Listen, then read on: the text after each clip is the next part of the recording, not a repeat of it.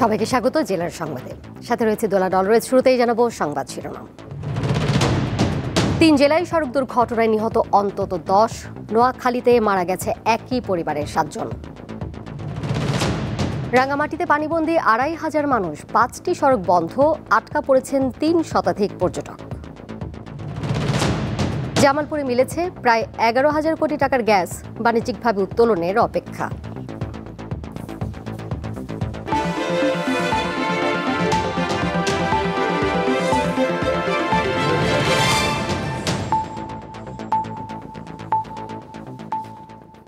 নোয়াখালীতে সড়ক দুর্ঘটনায় লক্ষ্মীপুরের একই পরিবারের 7 জন নিহত হয়েছেন। ভোরে নোয়াখালীর বেগমগঞ্জে লক্ষ্মীপুর ঢাকা আঞ্চলিক মহাসড়কের পাশে মাইক্রোবাস খালে পড়ে এই দুর্ঘটনা ঘটে। এ ঘটনায় এলাকায় শোকের ছায়া নেমে এসেছে। এছাড়া সড়ক দুর্ঘটনায় সুনামগঞ্জে 2 জন এবং চট্টগ্রামে 1 জন নিহত হয়েছেন। 3 বছর পর ওমান থেকে দেশে ফিরেছেন বাহারউদ্দিন। তাকে আনতে রাতে পরিবারের 12 সদস্য ঢাকায় বিমানবন্দরে যান। সেখান থেকে ফেরার পথে বুধবার সকালে নোয়াখালীর বেগমগঞ্জের চন্দ্রগঞ্জ পূর্ববাজার এলাকায় নিয়ন্ত্রণ হারিয়ে খালে পড়ে যায় মাইক্রোবাসটি। এতে ঘটনাস্থলেই মারা যান বাহারের মা মুর্শিদা বেগম, স্ত্রী কবিতা আক্তার, মেয়ে মিম, নানি ফয়জুন্নেসা, ভাইয়ের স্ত্রী, ভাইয়ের মেয়ে রেশমা ও লামিয়া। আর বেঁচে গেছেন প্রবাসী বাহারউদ্দিন, তার বাবা আব্দুর রহিম, শ্বশুর ইস্কান্দর মির্জা, শ্যালক রিয়াজ, ভাইয়ের স্ত্রী সুইটি ও গাড়ি চালক রাজু। নিহতদের বাড়ি লক্ষ্মীপুর সদর উপজেলার উত্তর জয়পুর ইউনিয়নের পশ্চিম চৌপল্লী গ্রামে। একই পরিবারের 7 জনের এমন মর্মান্তিক মৃত্যুতে এলাকা জুড়ে শোকের ছায়া নেমে এসেছে। পুরো বাজারের পুরো পাশে পেট্রোল পাম্পের কাছে পর্যন্ত আসছে, তার ঘুমের ঝোঁক শেষ হয় নাই, ঘুমাইতে আছে সে। এখানে যখন ঘুম থেকে হালদি উঠছে, উঠা উনি উত্তর পাশে গাড়ি কাটে নিয়ে খালে পড়ে গেছে। মার গেছিল পরিবারের দুঃখ গোছানোর জন্য বিদেশ, কিন্তু আজকে সড়ক দুর্ঘটনায় শোকে ছায়া নেমে এসেছে পুরো এলাকায়। আমরা এলাকাবাসী পুরো শোকাহত এবং মর্মাহত। চন্দ্রগঞ্জ হাইওয়ে থানার ভারপ্রাপ্ত কর্মকর্তা জানান, অতিরিক্ত গতিতে নিয়ন্ত্রণ হারানোর কারণেই দুর্ঘটনা ঘটে। জব্দ করা হয়েছে গাড়িটি, চালক পালিয়েছে। ওনাদের বহনকারী হাইস গাড়িটি নিয়ন্ত্রণ হারিয়ে পার্শ্ববর্তী খালে পড়ে যায়। খালে প্রচুর পানি ছিল এবং স্রোত ছিল। যারা পুরুষ সদস্য ছিল তারা গাড়ি থেকে বের হতে পেরেছে, মহিলা এবং শিশুরা বের হতে পারেনি। এই ঘটনায় একই পরিবারের 7 জন সদস্য নিহত হয়েছে। ঘাতক গাড়ি চালকের দৃষ্টান্তমূলক শাস্তির দাবি জানিয়েছেন স্থানীয়রা। দীপ্ত বার্তা কক্ষ। জুলাই গণ অভ্যুত্থান দিবসে সারা দেশে বিজয় র্যালি করেছে বিএনপি। সকালে ঝালকাঠি শহরের শিল্পকলা একাডেমির সামনে থেকে বিজয় র্যালি বের করা হয়। শহরের বিভিন্ন সড়ক ঘুরে প্রেস ক্লাবের সামনে সংক্ষিপ্ত সমাবেশ করেন বিএনপি নেতারা। তারা বলেন, জুলাই গণ অভ্যুত্থানে বিএনপির অবদান অনেক। দীর্ঘদিনের আন্দোলন সংগ্রামের ফসল হিসেবে স্বৈরাচার শেখ হাসিনা সরকার দেশ ত্যাগে বাধ্য হয়েছে। সুষ্ঠু নির্বাচন হলে বিএনপি বিপুল ভোট পেয়ে সরকার গঠন করবে। বেলা 12টার দিকে বিজয় র্যালি করেন কুমিল্লা মহানগর ও জেলা বিএনপি। দলীয় কার্যালয়ের সামনে থেকে শুরু হয়ে নগরীর প্রধান সড়ক ঘুরে আবারও দলীয় কার্যালয়ে এসে শেষ হয়। গাইবান্ধা জেলা বিএনপির আয়োজনেও একই কর্মসূচি পালন করা হয়েছে। হবিগঞ্জে বৃষ্টি উপেক্ষা করে জেলার বিভিন্ন এলাকা থেকে খণ্ড খণ্ড মিছিল নিয়ে বিএনপি নেতাকর্মীরা শহরের কেন্দ্রীয় ঈদগাহ মাঠে জড়ো হন।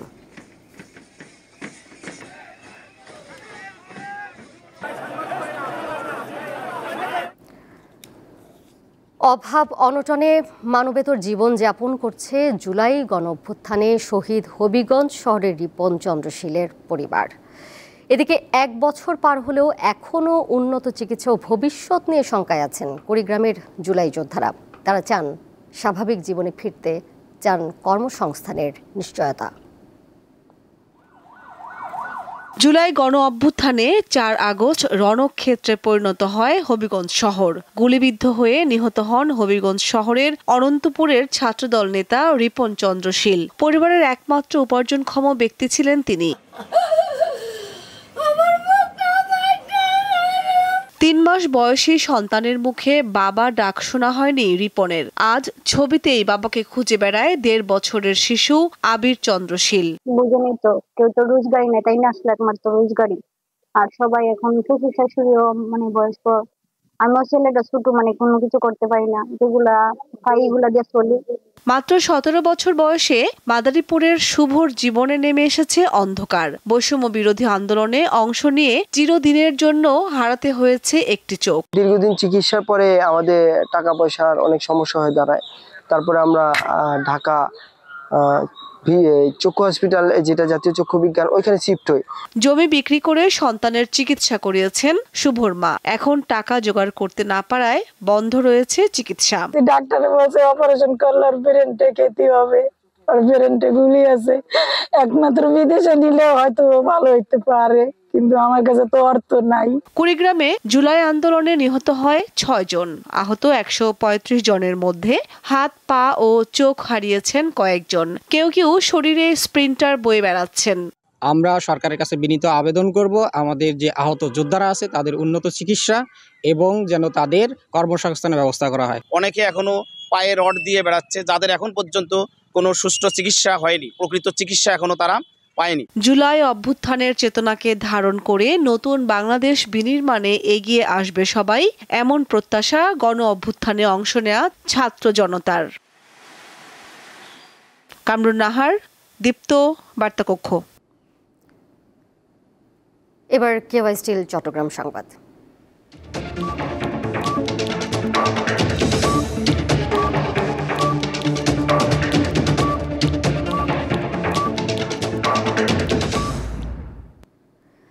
টানা বৃষ্টি ও পাহাড়ি ঢলে রাঙামাটির কয়েকটি সড়ক পানিতে ডুবে গেছে। এতে সাজেক পর্যটন কেন্দ্রের সাথে সড়ক যোগাযোগ বন্ধ রয়েছে। আটকা পড়েছেন কয়েকশো পর্যটক। সকাল থেকে সাজেক মাচালং বাজার সংলগ্ন সড়কে অতি বৃষ্টির কারণে নদীর পানি বেড়ে যায়। এতে সাজেকের সাথে সরাসরি যানবাহন চলাচল বন্ধ হয়ে গেছে। তবে এই ঘটনায় স্থানীয়রা বিকল্প উপায়ে সাজেক আটকে পড়া পর্যটকদের পারাপারের জন্য কাজ করছেন। বাঘাইছড়ি উপজেলা নির্বাহী কর্মকর্তা জানান, টানা বৃষ্টি ও পাহাড়ি ঢলে রাঙামাটির সাজেক সড়ক পানিতে ডুবে গেছে। এতে সড়ক যোগাযোগ বন্ধ রয়েছে এবং সেখানে অনেক পর্যটক আটকে পড়েছেন। এদিকে কাপ্তাই বাঁধের 16টি জলকপাট দিয়ে নির্গত হচ্ছে 49,000 কিউসেক পানি।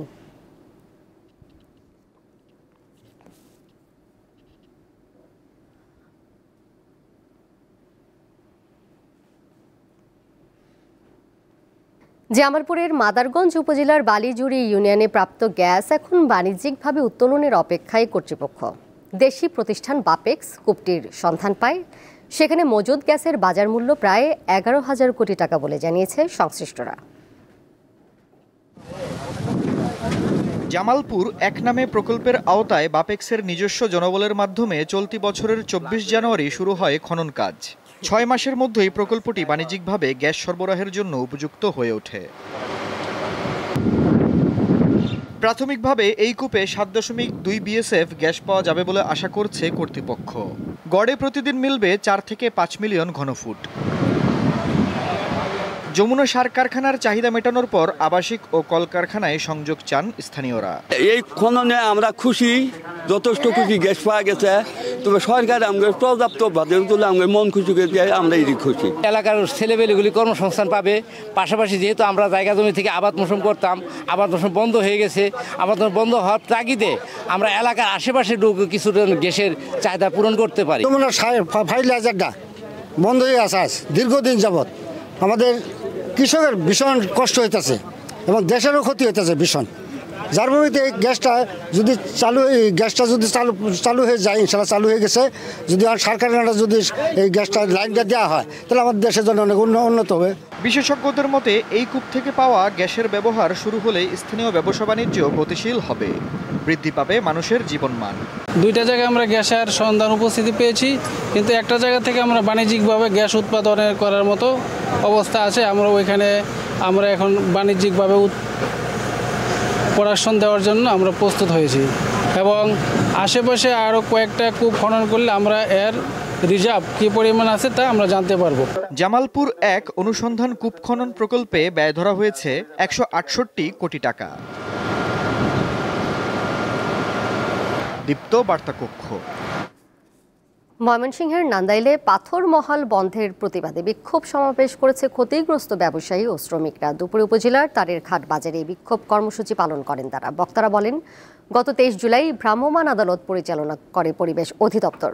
ছাড়পত্র না থাকায় তারেরঘাট এলাকায় পাথর মহালের 29টি পাথর ভাঙার মেশিন সাময়িকভাবে বন্ধ করে দেন উপজেলা নির্বাহী কর্মকর্তা। সেই সাথে পাথর ব্যবসায়ী সমিতিকে 1 লাখ টাকা জরিমানা এবং বেশ কিছু যন্ত্রপাতি ও 10 লাখ সিএফটি পাথর জব্দ করা হয়। শ্রমিকদের পুনর্বাসন না করে উপজেলা প্রশাসনের একতরফা সিদ্ধান্তে কর্মহীন পড়েছে হাজারো শ্রমিক। সমস্যা নিরসনে দ্রুত পাথর ভাঙার মেশিন চালুর দাবি জানান তারা। দাবি না মানলে কঠোর কর্মসূচির কথা জানান তারা।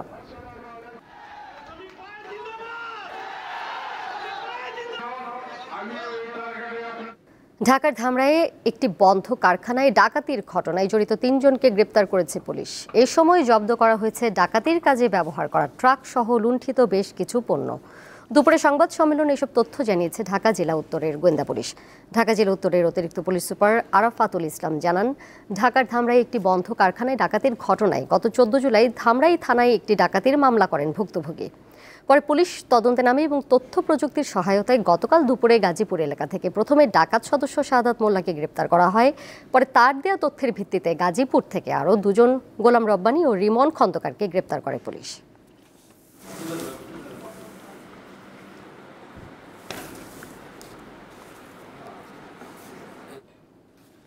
সুন্দরবন থেকে আগ্নেয়াস্ত্র, গুলি সহ বনদস্যু আসাবুর বাহিনীর 2 সহযোগীকে আটক করেছে কোস্টগার্ড। এ সময় তল্লাশি চালিয়ে দস্যুদের কাছে থাকা বন্দুক, 10 রাউন্ড গুলি এবং অস্ত্র তৈরির সরঞ্জাম উদ্ধার করা হয়। সকালে কোস্টগার্ডের মিডিয়া কর্মকর্তা লেফটেন্যান্ট কমান্ডার সিয়ামুল হক এ তথ্য জানান। আটক বাদশা গাজী ও মেহেদি হাসান খুলনা জেলার পাইকগাছা থানার বাসিন্দা। গোপন সংবাদের ভিত্তিতে মঙ্গলবার সুন্দরবন এলাকায় বিশেষ অভিযান পরিচালনা করা হয়। কোস্টগার্ডের উপস্থিতি টের পেয়ে দস্যুরা পালানোর চেষ্টা করে, কিন্তু তাদের আটক করে কোস্টগার্ড। আটক ব্যক্তিদের বিরুদ্ধে আইনগত ব্যবস্থা প্রক্রিয়াধীন রয়েছে।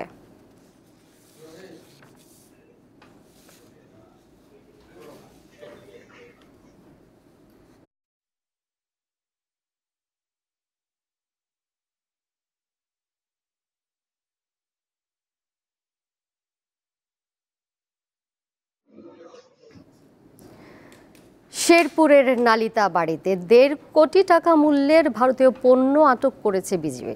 বিজিবি জানিয়েছে, নালিতাবাড়ী উপজেলার রামচন্দ্রপুরা সীমান্ত দিয়ে ভারতীয় মোবাইল ডিসপ্লে পাচারের চেষ্টা করছিল চোরাকারবারীরা। খবর পেয়ে বিজিবির টহল দল অভিযান চালিয়ে 2572 পিস ভারতীয় মোবাইল ডিসপ্লে ও একটি মোটরসাইকেল আটক করে। চোরাকারবারীরা বিজিবির উপস্থিতি টের পেয়ে মোটরসাইকেল রেখে পালিয়ে যায়।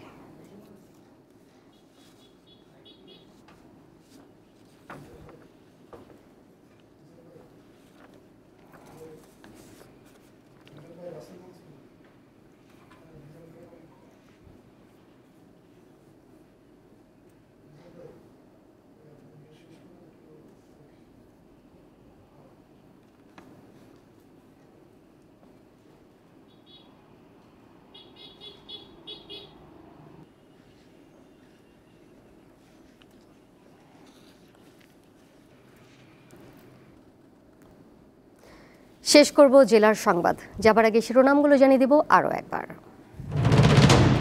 3 জেলায় সড়ক দুর্ঘটনায় নিহত অন্তত 10। নোয়াখালীতে মারা গেছে একই পরিবারের 7 জন। রাঙ্গামাটিতে পানিবন্দী 2500 মানুষ, 5টি সড়ক বন্ধ, আটকা পড়েছেন 3 শতাধিক পর্যটক। জামালপুরে মিলেছে প্রায় 11,000 কোটি টাকার গ্যাস, বাণিজ্যিকভাবে উত্তোলনের অপেক্ষা।